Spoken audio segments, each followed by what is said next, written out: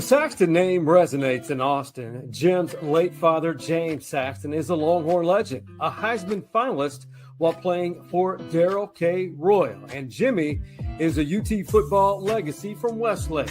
He has been insuring Austin for decades. He and his staff will give you old school hospitality when servicing your insurance needs.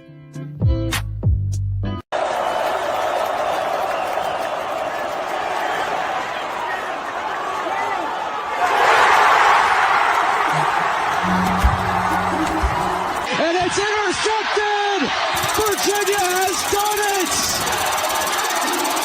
All heaven has broken loose! The kids of the Commonwealth swallow the field! 46-38! Virginia has taken down Florida State! I swear it's not a dream! That was beautiful, brilliant. The ticker on how much that storming of the field cost UVA out of pocket, Stevie. Ooh, what is the fine these days? Is it 100? Well, it varies conference to conference. I mean, the ACC, if that's accurate, which I think it is, the ACC, it's only $50,000.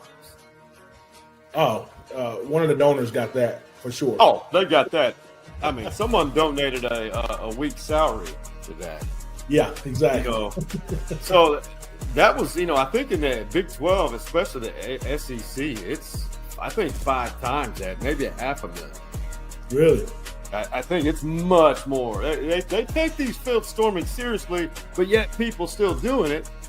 And our guy Lane Kiffin, I'm wondering why their fans didn't storm the field when they beat LSU. Yeah, that's tough. I don't know, man. I think when you expect to win and expect to beat them, I think that's why you don't storm the field. But I don't know, man.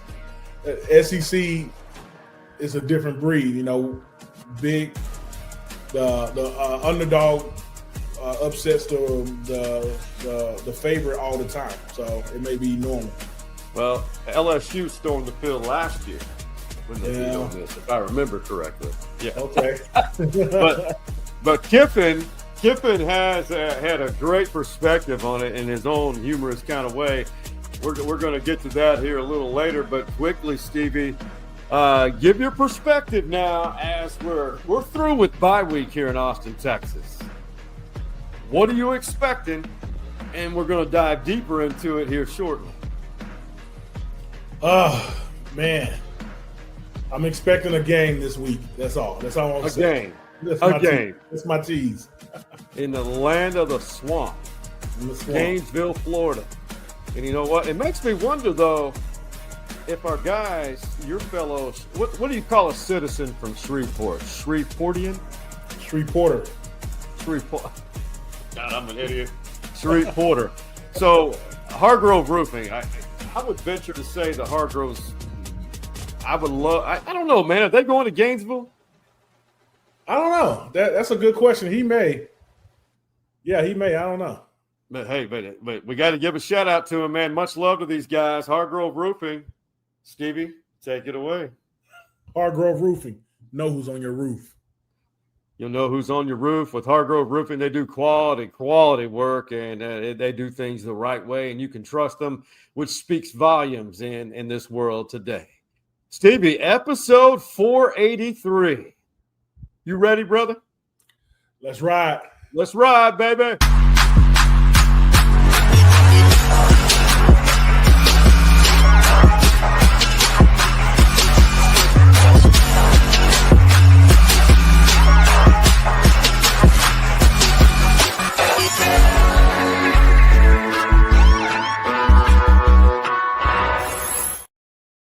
All right, we're done with the bye week. Now it's back to it's SEC opening week for some programs like Texas. And before we get into that, be sure to follow us on all of our social media platforms. I'm making Stevie prouder by the day. I have addressed the TikTok issue head on, and we have grown 60%. There you go. On TikTok just in 2 months. It's a pain, but man, I've met some fine Americans on TikTok, and now they're followers and enjoy our content. I think they want more of Stevie's dome than this ball dome. I don't think so, man. Hey, a big shout out to, as we mentioned, Hargrove Roofing, but to each of our sponsors, Dirty Martin's Place, Honest Plumbing and Air, Jim Saxton State Farm, everybody, and Northwest Hills Liquor. And we're going to onboard a new sponsor soon who creates fanfare clothing, a UT graduate. And she's done well. She's done well. She has ties to the first lady of the man cave. I was going to say that. There you go. We're going to get it. So, big time. SEC opening weekend for Texas. It's finally arrived. Enough of the downplaying, enough of the criticism of Arch and all those new starters at key positions. Man, is it for as a player? Is it truly, truly a new beginning? Yes, we call it a new beginning. It's the second half of the season. We finished the first half. I guess you can call it a half because we don't have any more bye weeks, correct? Well, I think there is. I think there's one more. Got you. Well, it's the first sector of the season. So we start afresh, and we want to win out until the next bye, right? Right. So, if you're asking me my perspective of the game, man, just come out. Hopefully everyone's healthy. They got some rest. And then, coming in and give us a showing. Like, everyone knows what we're looking for. We're looking for Arch to be Arch again. We're looking for the defense to continue to do what they do. We're looking to clean up the game, all facets of the game, defensively, offensively, special teams, and cleaning up the penalties. This is a brand new, fresh refresh, and let's go out there and dominate the game like we know we can. Hey, it's time for the Playmaker83. He's waiting. He's in the waiting room. We have a talent room. It's called our green room. He's in it. He's in it. He's in it. Let's bring him in.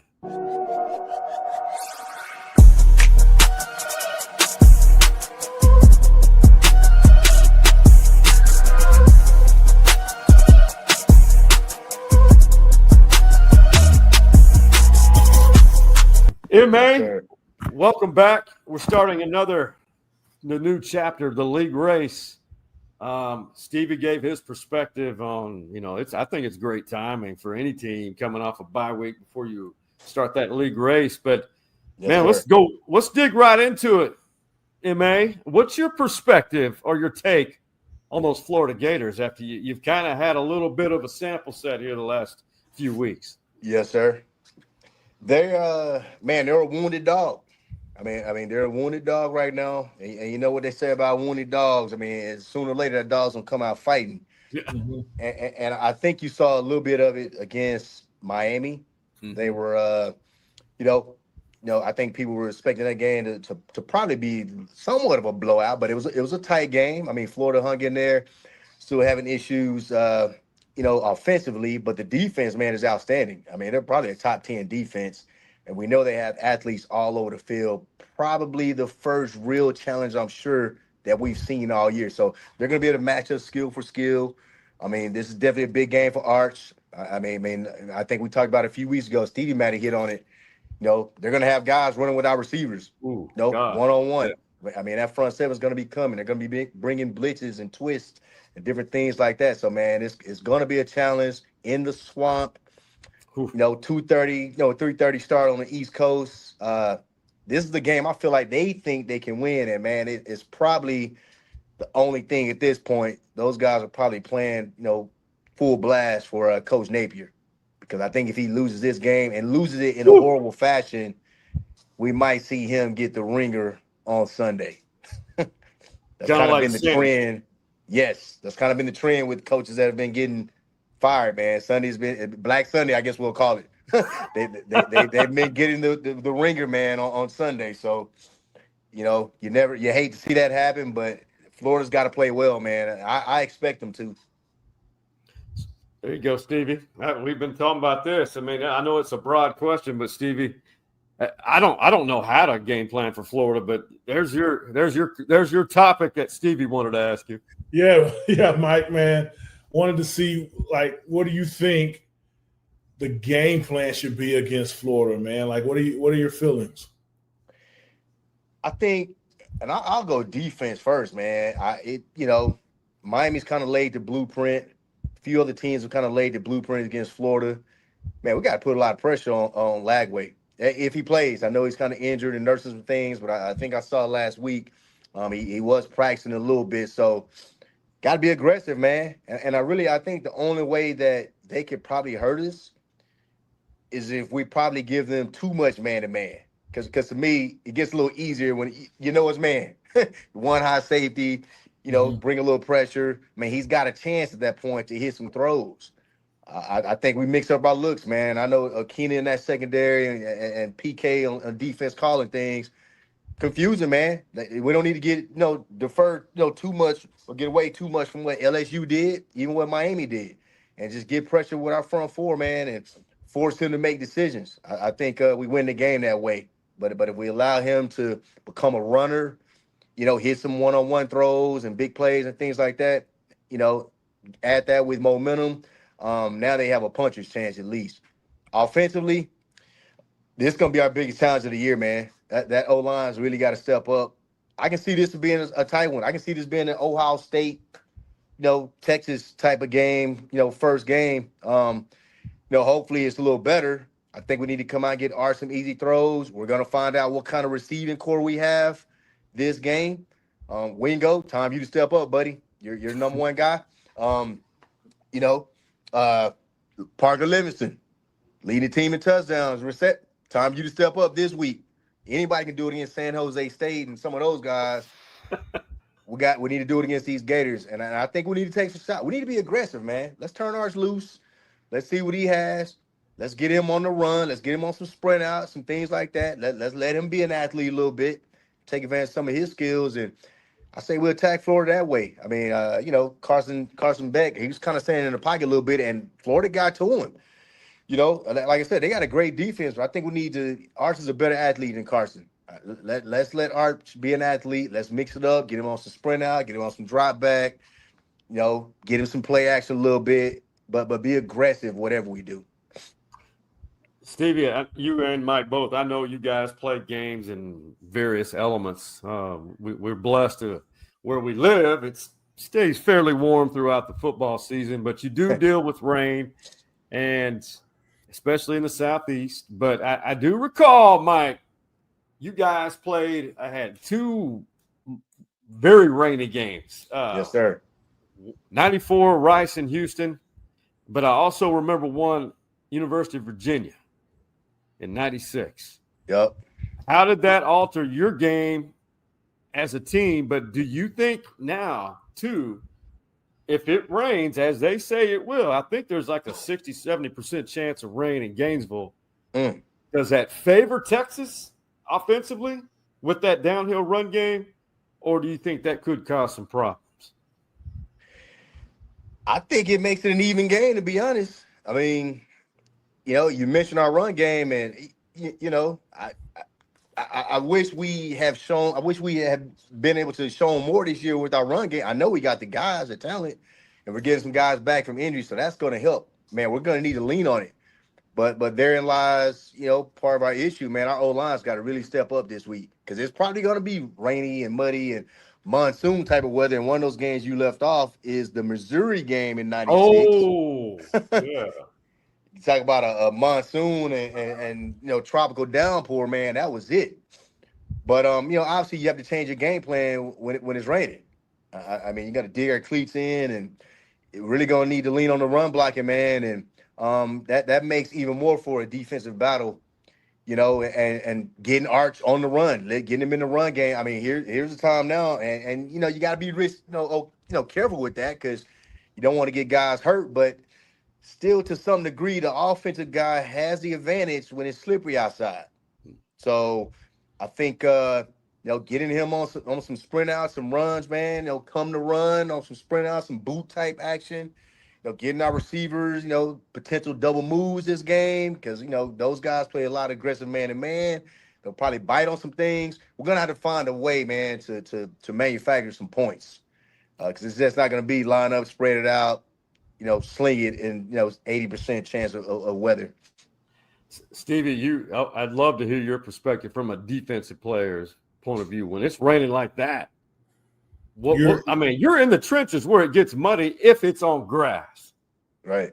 Yeah, so I was going to ask, do we know what surface is in Gainesville? Man, it's grass. Natural? I believe it's like natural grass, Bermuda. I think it was natural, and I'm going to say this one thing, Steven, you definitely crack at it. Florida's used to this, though. They played in these types of games before. So they don't call it the swamp for nothing. Exactly. So the advantage goes to them. I mean, it's going to be fairly new for us. So our guys, hopefully we bring 3 or 4 different types of cleats and just be prepared from that standpoint. Yeah. So you answer your question, Sean. The defense is always a click behind, just a click behind. Yeah. But then you get a little bit more behind when it's wet weather, right? So when you see the offensive player make their cut, you got to be careful with your cut and be sure-footed with your cut, as one of my coaches would say. Sure-footed, because if you are leaning too far over your cleats, you can slip, right? And that could break a huge tackle. So, and you're right, Mike. They are used to it. Like I said, they don't call it a swamp for nothing. They are used to that surface, that weather, and everything. So we're coming in at a little bit of a disadvantage when it comes to the weather and the home field advantage. But we still got Arch. In Arch, I still trust, man. Right. So, the defense, and the defense, I still like our defense and things like that. So it's going to be a good game. I can't wait to see how we respond to all this adversity we've had the last 3 weeks, really, because people said that we did good against Sam Houston State, but they always say it with a grain of salt. So these kids really need to come out and show them what they got, to show themselves, their fans, and the voters, to show what they got. What are we ranked 9 right now? 9. I mean, we dropped a spot. Yeah. So, we got to really come out there and show. We're getting into the middle of the season, guys. Right. Like, this is the 5th game. And so we really need to step up. Or it's the 4th game. It's the 4th game. But 5th week. Yeah, something like that. So we really need to step up and start actually playing the football that we were expected to play at the beginning of the year. And I'm really looking forward to seeing that come out. And, we don't have another home game until October 1st, a whole month away. So November 1st, yes. And so it's come out tomorrow. Come out this Saturday. I'm ready to play right now. Come out this Saturday, man, and show what you can actually do, man. You got to get hyped for these type of games, No doubt. Yeah. And this is a game that a lot of people have circled on the schedule. Florida, even though OU's a week after that, and we led off with Ohio State, but it's this Florida game, one of the first, first time we played those guys, to my knowledge, and at least in this era anyway, and it's in their place, we've gone against Ohio State, we played Georgia, we played Alabama, but we haven't played one of those Florida type teams. It's been a while. And, this has been circled on the calendar for a long time, man. And, I think I said it last week. I saw the swag. I saw it. I saw us standing over guys, hovering over guys. We got to see that on Saturday. Every week. We're going to need to see that this Saturday against these type of guys. They come out of the womb talking trash. So if we show any type of weakness, seriously, you guys know, these guys, if we show any type of weakness, man, they're going to feed on that. Chum in the water. Yep, they're going to feed on it. So we all know that I don't care how poorly a team was in September, when conference play rolls around, almost every team is especially when they're playing at home, they're going to play on a much different level than they have. Right. Especially when you got a team that is a wounded dog and their coach is almost under the dirt. Yeah. They're going to play hard. And it's guys, I think this game's going to be a lot closer than people think. I do think Texas wins. Yeah. You think Texas wins, but I think that Florida gonna fight because remember last year we beat them 49. We put up 49 on them. Right. Yeah. Being pretty good. Pretty good. And what was that? 49-17, I believe. And they trying to get their lick back. They're gonna try to get their lick back and come out fired up. If they want to beat anybody on their schedule, they want to beat the new kids on the block, the ones that beat them last year. Exactly. I mean, not only is it a big game for Napier, it's a big game for Florida. Man, it's a big game for Lagway. I mean, bingo. Huge game for him. I mean, he's already laid an egg pretty much against LSU and Miami, and very very minimal 100 passing yards. I mean, probably less than 100 passing yards, 150 passing yards in 2 games for those combined games. Now you're playing another top flight elite defense, and his name was thrown out. Some of those Heisman front runners. So man, this game is huge for his reputation. Yeah. If he wants to salvage it, man, he's got to come out, and what better weekend and time to do it than against your hometown in-state Texas Longhorns. If he can get back on track this game, it could really salvage possibly his career. Yeah, because right now it's a lot of things hanging in the balance for him. It is. It's going to be fun. I thought it was a morning game. It is a 2:30 Central kick. MA, we're going to keep you around. We love your takes because we're going to because it's on the road. We've got the right place for you to go to get those beverages lined up. and as we transition from that, man, they want some respect for their 4-0 start in Aggie land.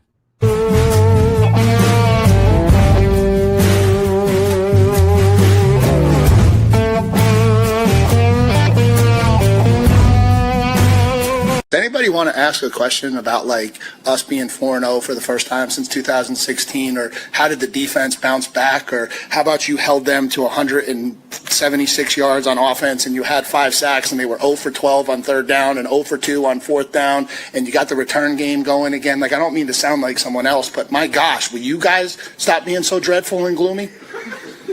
Well, we're only halfway through this. Yeah. Next one. Mike, start with you, man. I'm a believer in the Aggies this year. I don't know. They look like a CFP at large team. They're definitely trending in the right direction. Now, and I know people might be upset. They're talking about the offensive performance this past weekend. And, I mean, man, that Auburn game is going to be tough. Yes. I don't know why. I mean, you look at Auburn and OU. I mean, we can look no further than that game. I mean, that was a tough game for OU offensively, and they found a way to grind it out. Same thing with A&M. I mean, I know it wasn't quarterback. I know it wasn't his best performance. Man, I almost called him Reggie McNeil. Marcel Reed, yeah. the other guy, the other dude. That guy. He looks like Reggie. He does. I almost called him Reggie. I almost took it back, man. Reggie McNeil. But didn't have his best game. But, man, we can't take away the fact that he kind of dominated Notre Dame and took them up and down the field against those guys. So we know what he's capable of. But Auburn's gritty, man. Their defense they were in that game to win it. And Auburn's going to play a lot of teams close like that. And, they're having some issues of their own offensively. But that was a good win for A&M. That was good. Probably wasn't their best performance as a team, but they got the victory. And that's crucial, man, in SEC play right now, conference play right now. Stevie, what's your thoughts on A&M, man? I mean, Elko, he was rattled off those stats. He's well rehearsed. I mean, it sounds like let's be honest, that's a piss off. It sounded like he wanted to flip the room and turn into something positive. Right. Because they've been negative for a long time at A&M. It's been negative for a long time. And he's absolutely correct. Y'all stop being so negative because we are 4-0 right now. Yeah. Right. And and it's hard to hold somebody to 0. What was it? What did he say? 0 and something on 3rd down. Yeah. 13 or something like that on third No, down. no like conversion. Exactly. That's hard to do. Let's talk about that. So he's doing his job by getting the media to talk about positive things. It was just funny in the way he did it. But man, listen, I'm usually in Shreveport with the family for that A&M game. Right. And I always miss it. I always give up my tickets that game. I told my mama already I'm coming back. I'm going to leave. I'm going to leave Shreveport early to make it back on time to come back to DKR Stadium and go to the A&M game. It's going to be fun. Hopefully our guys are on track and ready to go because A&M is going to be they're going to be a force at the end of the year because they're steady getting better. And so what we need to do is stay to get better as well. And so it's going to be a really good game at the end of the season. Yeah, like Elko, man, talking about the fans and the media, man. That's you already know what it is. That's Aggie gon' Aggie. Like be satisfied with 4-0. Like come on now. It's not like you guys have been just this dominant force. I mean, you finally got a good leader in place. It feels like you overcame the whole recruiting debacle of that 2022 class, or paying those guys millions of dollars and all of them transferred. I mean, you kind of righted the ship. Let's chill. Let's chill. Let me keep this thing going. Y'all just be supportive instead of acting like we won 3 or 4 national championships, because we know you haven't done that at all. Absolutely. So I was thoroughly entertained by this. I really the big boy receiver, the old lineman with hands for Alabama in that upset in Athens. Proctor, the big tackle on the left side. They're going to throw it to him. Big fella barreling downhill. Proctor wrestling down near the pylon. Are you kidding me? Oh, I feel so bad for Kyron Jones, the poor safety. No chance to bring the big fella down. Watch 31 come up here, Chris. He sees 360 pounds. He just dives, misses. Look at the big fella, keeping a balance. How about you got backs and receivers blocking for the tackle in the role reversal? But right on cue with Ryan Grubb and the wrinkles and the different looks. Caden Proctor. That's an athlete. That looked like Stevie Lee in his prime almost. Yeah. Okay. Mike, is Bama back? Man, I think so. They look very, very good. I honestly thought that Georgia might win the game. I mean, I picked Georgia to win the game. I did have some reservations about the quarterback matchup. I felt like, Alabama's quarterback, probably had the advantage, and he showed it. He showed it, man. Alabama looks very good. They kind of remind me. They look like Washington 2 years ago with the 3 receivers, the quarterback play. They got their running back. Their defense seems to be gelling together and coming together. I mean, they just went into the hedges. They went between the hedges and came out with a victory. Not many teams do that. It's hard to play there. It's hard to play there. Exactly, and they did it. Now, I had to say, man, Alabama's definitely a top 10 football team right now at this junction of the season. Definitely. Stevie, are you buying it? I need one more big game out of them. I need one more big game, man. It's because for me, man, the reason Alabama was so good was the spirit of Nick Saban there. And when he left, I mean, another coach can come in and win some big games, but I need some consistency to say that Alabama is back. You know what I mean? So it's just like with Texas, too. I'd say the same thing. People are like, oh, Texas is back after one big game. Nah. Remember when we beat Notre Dame here? A few years ago when we beat Notre Dame here. Yeah. And Tyrone Swoops. Yeah. Yeah, and everybody was like, Texas is back. Well, we weren't. we weren't back. 2 bad teams on the field that day. Yeah, exactly. So, I don't know, man. I need one more big game out of Bama to say they're back, quote unquote. You know what I mean? I think they're good. I think they're going to give it to you. I mean, I think Saturday, man, that was a pivotal game for DeBoer. I mean, obviously on the hot seat. That's been on the hot seat really since he took the job. You pointed to it, man. I mean, losing against Florida State this year, and kind of you still got the Nick Saban hangover, and I think Saturday was huge from that aspect. I think he now feels like he kind of got that monkey off his back, and he feels like it's probably his team, and he's probably got some of his guys. You can just see the wrinkles, like with the offense, like that looked like Washington 2023, 2024. I mean, those guys are, he found him a quarterback. Man, that guy's gonna get drafted, dude. What's his name? I kind of forgot. I keep wanting to call him. Why am I forgetting it? I know. I don't know why I'm forgetting it, but he's an NFL caliber quarterback. He is. That guy has wheels. Man, he's making reads. He's making tight throws and windows. I mean, he's playing himself into an NFL career at this point, and he's got those triumphant receivers. Man, they got big time playmakers. I think that was a coming out party for Kalen DeBoer, to be honest. Wouldn't shock me one bit. I probably shouldn't say this. Don't be surprised if Bama beats Vanderbilt by 2 touchdowns. Ooh. Don't be surprised. Oh. Don't be surprised. Man, I felt I got heartburn on that one. Don't be surprised. Hey, DeBoer is, don't be, especially with them kind of upsetting Georgia last year, and they're riding high, and they go into Vanderbilt and they get beat. They got handled, really. That's on his mind. Trust me, that's on his mind. That actually elevated him back to the hot seat. It did. He's back on the perch. Exactly. I think this time he exercised his demons. Stevie Lee, I think they are back. I think these guys are gonna roll on Saturday. Roll Tide. I think they're gonna roll. George Teague would love to hear you say that.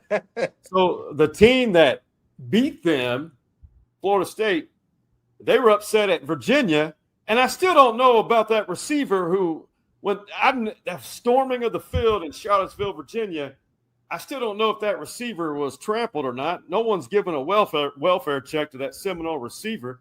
All those students just disregarded any Seminole on the field, but it only cost UVA $50,000. And of course, our guy, the Ole Miss head coach Kiffin, was asked about that and the cost of why their fans didn't storm the field when they beat LSU. And he was asked, how much would that cost if they did? Get you half of one of their DBs. Just even since you're asking. But I just think it says a lot of where we're at. We lost down there, and LSU stormed the field last year against the Ole Miss. And that doesn't seem like that's supposed to happen. And then here we beat them here, and we don't storm the field. So good spot to be in. Hey, we're about to see it. Ole Miss is way up there now in the rankings in our Power 12. So I think that's funny. He said for the cost of what it would have been for Ole Miss fans to storm the field, they could have bought one of LSU's DBs.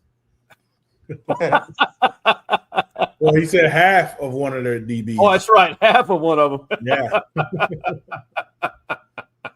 So the Power 12.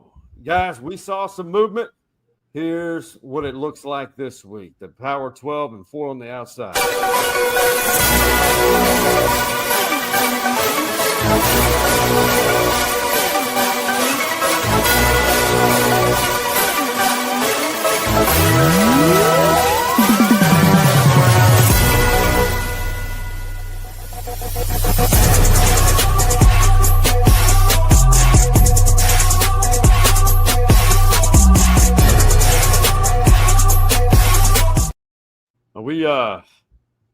Are we in a disagreement, agreed, or I don't know what to say?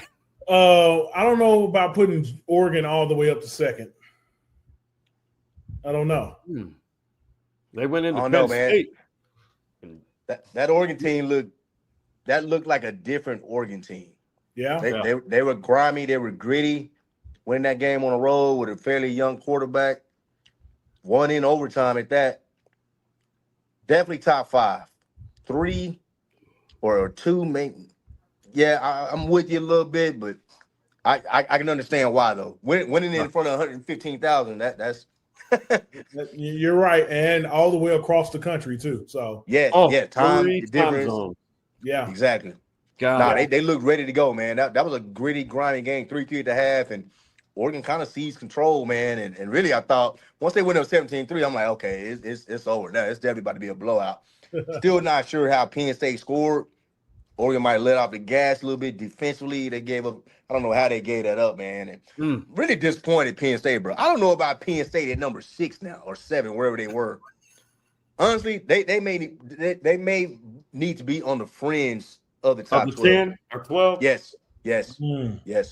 Lose at home? Yes. Well, very, very poor schedule they played. Then you play a big time opponent, you get smacked in the mouth. Like, not feeling Penn State right now.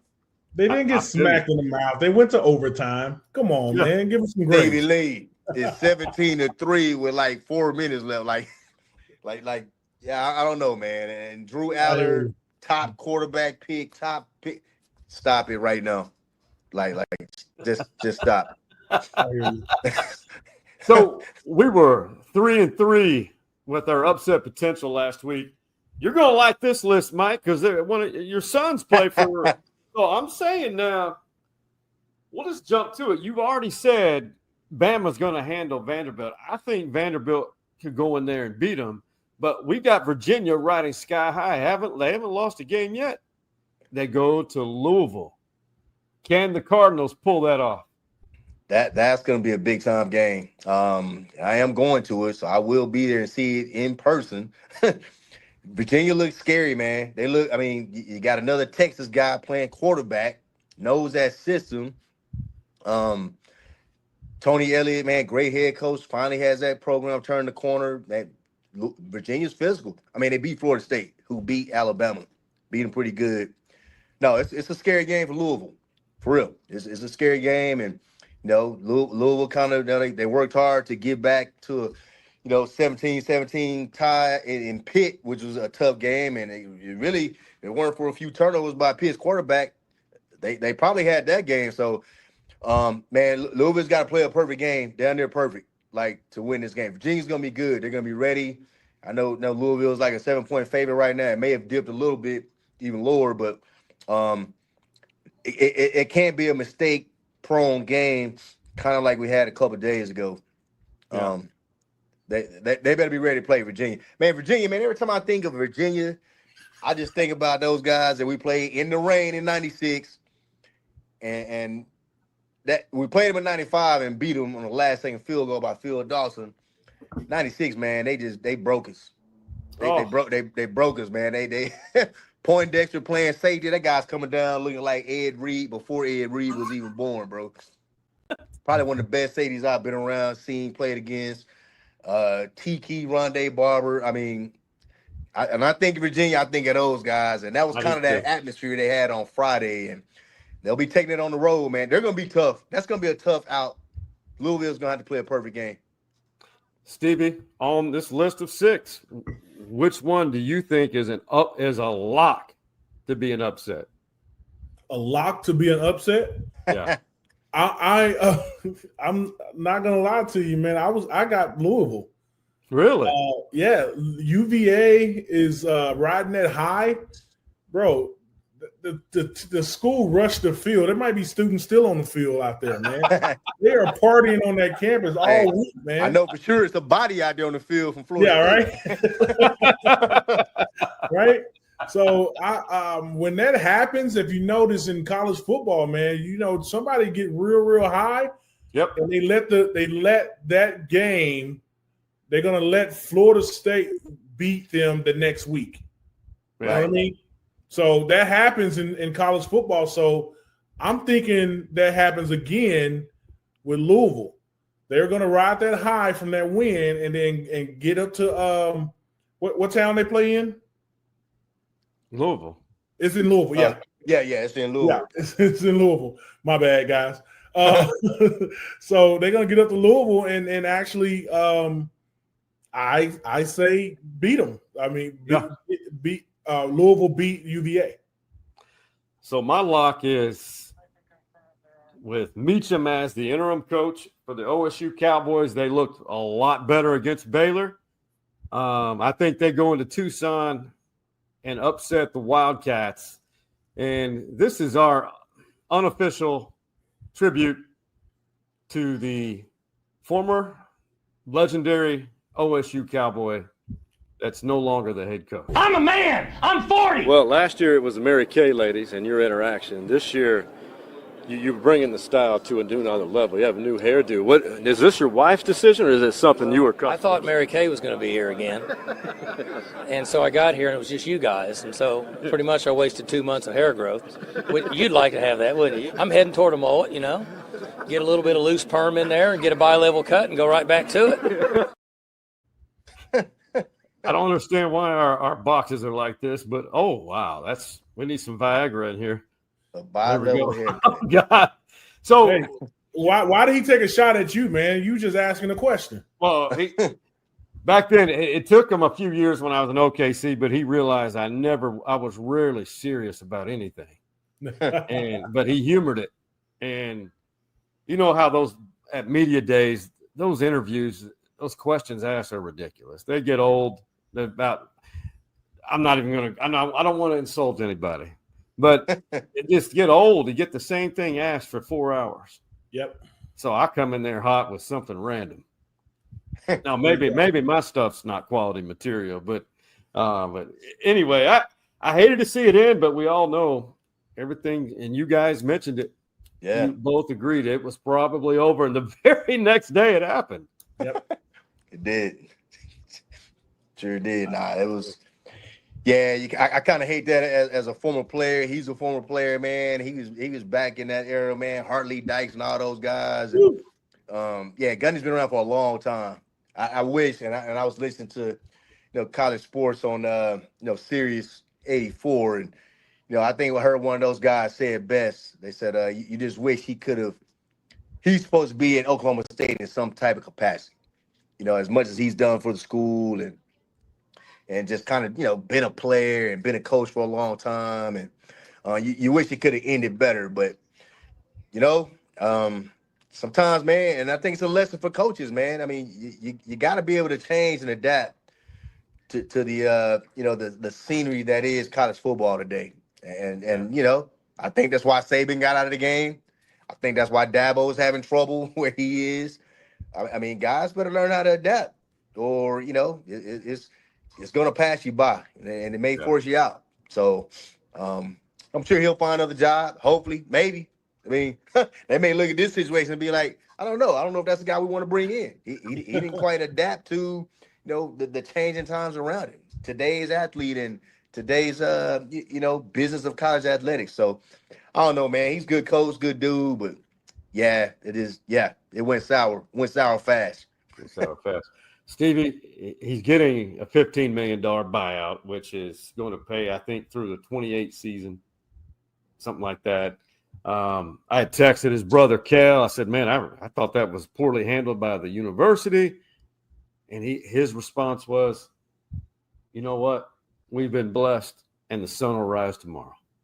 The sun will rise tomorrow, and I'm getting $5 million a year. So getting $5 million a year to sit on the couch, there's nothing wrong with that, man. I can leave right now. What door you want me to leave out of? So yeah. Hey, the sun gonna rise. He's in all honesty, man, he's touched some young men's lives. Being a leader for OSU, he's gonna be okay. And there's some kids that absolutely love him. He can find another job if he wants it, but he can hang it up, because that I'm a man, I'm 40. What was that? Was that what 10 years ago? That was 2007. Yeah. 2007, almost 20 years ago. Yeah. Oh yeah, he's done. He didn't have to do anything else, man. He'll be perfectly fine. Take his $15 million and sit down and drink coffee the rest of his life, or go to ESPN or Fox and get flown around the country and talk about football. Right. He'd be ideal for that. Yep. Playmaker83, man, it's always a pleasure, man. It's always fun. Man, you bring the best out of Stevie, I've noticed. Hey, I'm learning from both of y'all. I'm learning from you guys, man. Y'all got those high takes. I'm like, man, I better have a high take of my own. It's a high value tape. Yes, sir. Hey, good luck to your boys. And hey, man, we're pulling for Louisville to upset what do they call them? The Wahoos? Yeah, the Wahoos, man. Wahoos. Yeah, that's gonna be a good game, man. Yeah, I was kind of like, man, hey, they were in trouble with Pitt. I'm like, okay, Deuce might actually get some run. What time do they play? This thing getting out of hand. It's gonna be a 3:30 start, 3:30 East Coast time. Yeah, they'll be on ESPN2 opposite the Florida Texas game. So yeah, it's gonna be a fun game, man. Hopefully, the stadium's packed out. It's the only stadium in America for college that has seat backs. It's actually constructed like an old school professional football stadium. Okay. Wow, Yeah, every seat in there is fully seat back. Nice little stadium, man. Nice atmosphere. I'm pretty sure that it'll be rocking. So hopefully the Cars come out there and get it done, man. Man, we really need that. That sounds like a great stadium for people like me that has degenerative disc in our lower backs. Oh yeah. Sean's a man. He's 40. Hell, I'm 52. I'm right there with you. I'm 51. And yeah, I need that nice seat back, dude. I can't. Yeah. Oh my God. Well, we'll be pulling for Deuce and safe travels to Louisville, brother. Definitely, man. Appreciate y'all and look forward to getting back next week. And hopefully we got some good news on both fronts. Hopefully the Longhorns win and hopefully Cards win. And we'll have some more hot takes heading to OU week. Because we know regardless of who's starting quarterback for OU, they still suck. So it's not going to matter. Yes, sir. Oh, we're going to have to have before it gets all started. We're gonna have a special segment for you next week for sure. Oh my God, that's always a fun week, man. Always a fun week there. Always fun. Oh God, that is beautiful. That's beautiful. Mike Adams, much love to you and your family, man. We will definitely talk some Texas OU Sooners and Longhorn hate a week from today. Appreciate you, brothers, man. Good seeing y'all, and I'm sure we'll chop it up this week. And man, it's always hook 'em. Yeah, it is. We'll see you, brother. All right, brothers. Hey, be good. Yes, sir.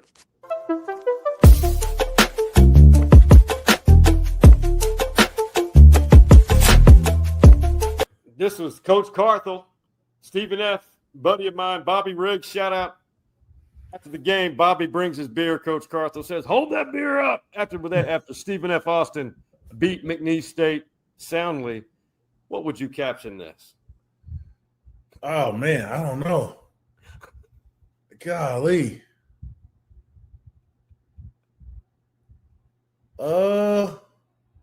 Ask them. That's all. I don't know, man. Statement. One word, powerful, to the point. That's why we love Stevie Lee. Hey, let's go to Hargrove Roofing's new NIL partner, the Texas Kicker. He is going to promote Hargrove Roofing in his own way. We'll see you on the other side of this break. Best way. How do you deliver it? What's your best delivery? So what I like to do is I like to get on the roof, and then I like to kick a football off of the roof. And Hargrove Roofing, know who's on your roof.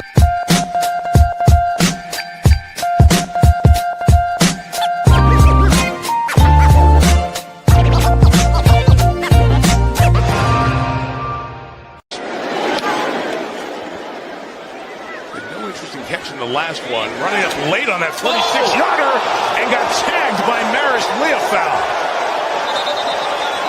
Cowboy bench erupts as Leofow on special teams comes up. Matthew Golden, welcome to the NFL. Yeah, I saw that last night, man. Ooh, don't take your eye off the ball or the man. Oh my God. Hey, Golden's a star. Yeah, protect yourself at all times, kid. So real quick, impressed with the Cowboys offense. I thought defensively, not awful, but a tie. Man, it feels so icky to wake up the next morning and see that grown men tied a football game. I don't like it at all. We need to change this. We need to make a petition. I'll sign it 6 times. I cannot watch a grown man NFL game end in a tie. That's just dumb. If the kids don't do it in college, you should not do it in the pros. You're getting paid. Yeah. Should not be allowed. I Yep. agree. Hey, shout out. And listen, I'm not biased.